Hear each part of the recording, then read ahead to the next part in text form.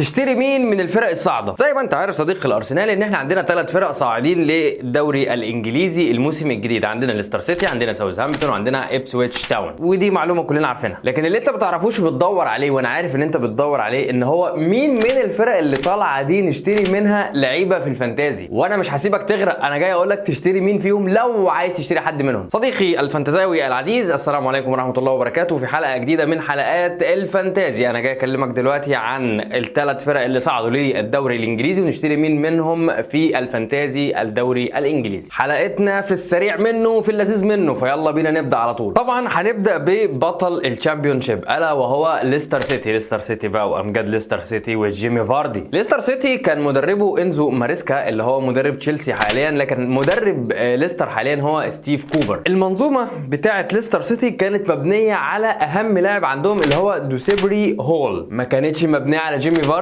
وهكلمك انا برضو في النقطه دي. دوسيبري هول لعب 44 ماتش مع ليستر سيتي، منهم 41 ماتش اساسي مع ليستر سيتي. ده يوحي لك ان هو بيعتمد عليه بشكل كبير جدا. جاب 12 جول وعمل 14 اسيست، يعني 26 مساهمه تهديفيه في 44 مباراه، وده عمود الخيمه زي ما بيقولوا في ليستر سيتي. بس انا جاي اقول لك نقطه مهمه جدا جدا جدا جدا، ان انزو ماريسكا لما ساب ليستر وراح تشيلسي راح خد دوسيبري هول معاه. يعني هو طلعه من ليستر سيتي وقال له تعالى يا باشا معايا فين؟ تشيلسي. فخد مني الحته دي من على طرف المعلقه بقى. عايز اقول لك ان اللاعب ده ب6 مليون وبيلعب في نص الملعب. هتقول لي طب ما هو في زحمه اصلا في تشيلسي، هل اللاعب ده هيلعب ولا لا؟ هقول لك يا ابو المفهوميه يا واعي يا ناصح، دلوقتي ده لاعب كان متوهج جدا مع ليستر سيتي، والمدرب لما ساب ليستر سيتي وجي مسك تشيلسي قال لك انا هاخد اللاعب ده معايا عشان بيعتمد عليه. يبقى هيلعب ولا مش هيلعب؟ اكيد هيلعب ان شاء الله يعني. طيب هنيجي نتكلم بقى على جيمي فاردي. جيمي فاردي لعب 35 مباراة بس مش كلهم اساسي، جاب فيهم 18 جول و2 اسيست. ال 35 ماتش اللي لعبهم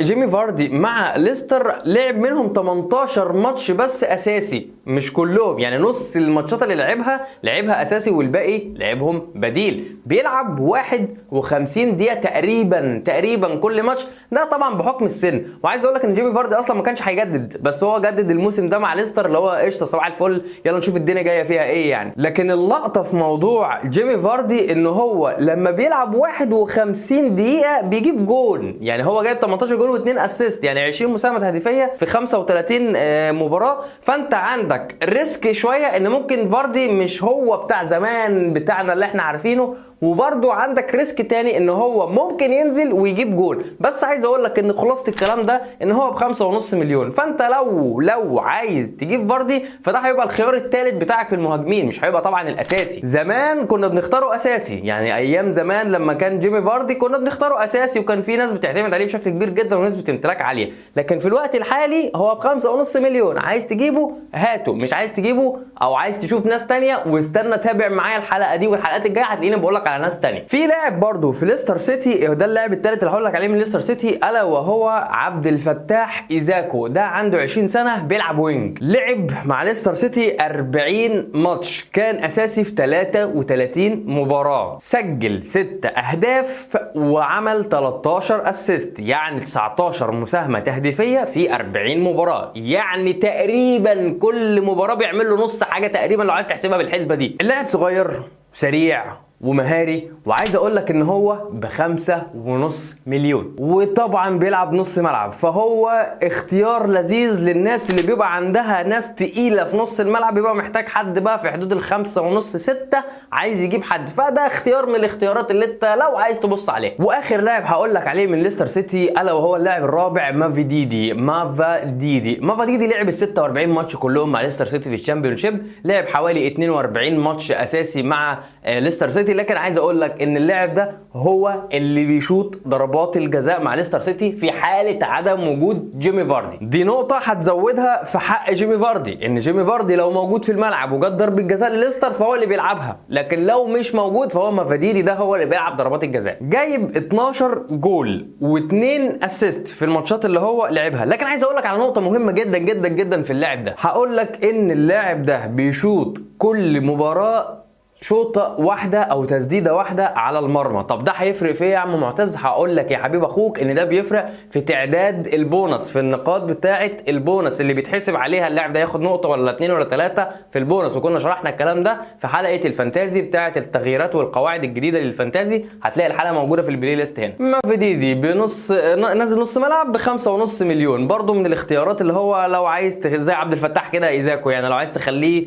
معاك قشطه، يعني لو لقيت الدنيا زحمت معاك ومعاك 4 في نص الملعب فعندك ده ب5.5 مليون. دول الاربع لعيبه اللي ظاهرين قدامنا في ليستر سيتي. هتقول لي طب ريكاردو بيريرا، طب وينجز، طب غيره. هقول لك ان ارقامهم ما كانتش بالقوه الكبيره، بس ممكن لما يطلعوا للدوري الانجليزي يظهروا بالتوهج اللي احنا كنا عارفينه. يعني انا مثلا في تشكيلتي انا شادي ريكاردو بيريرا بصراحه، بس مش معتمد عليه الاعتماد الاساسي. يعني انا جايبه اللي هو ماشي، ده ممكن يبقى من الناس اللي بتقعد معايا على الدكه، والله اشتغل كان بها، ما اشتغلش هبيعه واجيب غيره. تعالى بقى نتكلم على ساوثهامبتون. على فكره انا بحب الفرقه دي جدا، يعني انا بحبها جدا، يعني ما اعرفش بس بحب الفرقه دي. ولازم لما اكلمك على ساوثهامبتون لازم اكلمك على ارمسترونج، تاني هدافي الشامبيونشيب بعد لاعب كده من بلاك بيرن. يعني المهم مش موضوعنا. يعني ارمسترونج جاب 21 جول و13 اسيست في 46 مباراه لعبها مع ساوثهامبتون في الشامبيونشيب، 44 منهم اساسي، 34 مساهمه تهديفيه في خلال 46 مباراة. ارمسترونج يا معلم بيشوط ما بين تسديدة لتسديدتين كل مباراة من المباريات اللي بيلعبها. وقلت لك برضو ان ده بيفرق في تعداد البونص، وشرحنا الكلام ده في حلقة القواعد. تشتري مني الحتة دي؟ ارمسترونج يا معلم ب5.5 مليون. يعني لو انت هتفكر وتقارن ما بين ارمسترونج ولا فاردي عشان الاتنين ب5.5، طبعا هنتجه لارمسترونج. ومن فترة كده من كام يوم لعبوا مع فريق كده ضعيف، يعني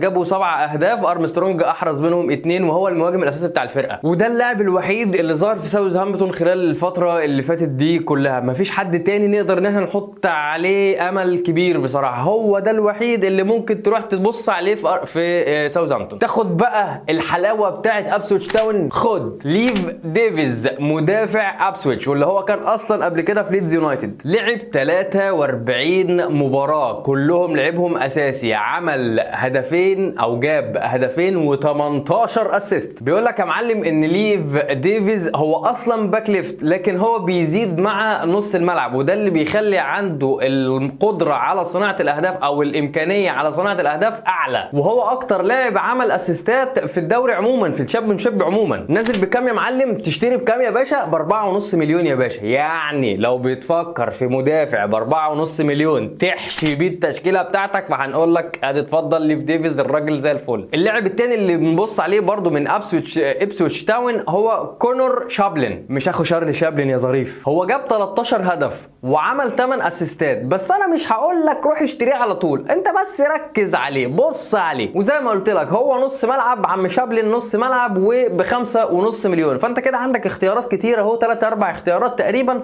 ب5.5 مليون في نص الملعب لو عايز حد ايه في اللذيذ منه. عايز برضو اقول لك على نقطه مهمه جدا، ان الثلاث فرق اللي صاعدين ليستر وساوثهامبتون وابسويتش تاون ما تعتمدش على الدفاع بتاعهم قوي، لان هما ما بيطلعوش كلين شيت قوي. يعني ما تفكرش مثلا ان انت تجيب سيرد باك منهم مثلا، ما تفكرش ان انت تقل ايدك قوي منهم. هو اللاعب الوحيد اللي احنا شايفين ان هو ممكن تاخده كدفاع او في الدفاع بتاعك من الثلاث فرق دول هو ليف ديفيز، بس مش عايزين اي حد تاني منهم. ودول يا صديقي اللعيبه اللي احنا شايفينهم في الثلاث فرق اللي صاعدين. انت عندك اسماء تانية او عندك ترشيحات تانية قولها لنا في الكومنتات وهنتناقش مع بعض، هنرجع نشوف الارقام بتاعتهم ونشوف طريقه اللعب وهكذا. ولو اللعيبه دي تمام هنقول لك يلا توكل على الله، اللعيبه دي مش تمام هنقول لك لا خلي بالك. انتظرونا في الحلقات اللي جايه، بنجهز لكم حلقه تقيله قوي بافضل 3 تشكيلات مبدئيه كده تعملها في الفانتازي، في الناس اللي عايزه تحط هالاند والناس اللي مش عايزه تحط هالاند، هنشوف الدنيا دي هنمشيها ازاي. وكنا نزلنا حلقه عن تغيير بعض القواعد في الفانتازي، وانتظرنا كمان في بقيه الحلقات اللي جايه ونوعدكم بمحتوى مختلف تماما ان شاء الله. شكرا جدا ليك يا صديقي ان انت وصلت معايا لغايه هنا، ما تنساش اللايك وسبسكرايب وشير وتشاركنا على السوشيال ميديا، هتلاقيها في الديسكربشن، وتفعل الجرس عشان يوصلك كل جديدنا. وعايز اقول لك ان احنا بنتكلم عن ارسنال في قعده ارسنال، بنتكلم على برشلونه في ترابيزه كاتالونيا، بنتكلم على ريال مدريد في قهوه الملكي. شكرا جدا ليك، سلام.